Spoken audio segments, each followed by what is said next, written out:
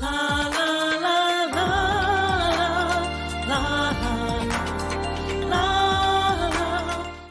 Hey, how are you doing today? I hope this video finds you doing well.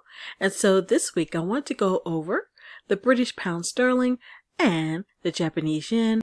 All right, and so I'm actually on a weekly chart here, and as you see, I forecast that utilizing the descending triangle here, the price will continue moving downward here in the retracement before moving upward to the high on the monthly charts. All right, so this is the weekly chart, so it will actually move down to this area here of price 149.579 before reversing to move to the high on the monthly chart of 160.096. All right, so then it'll move up to this area.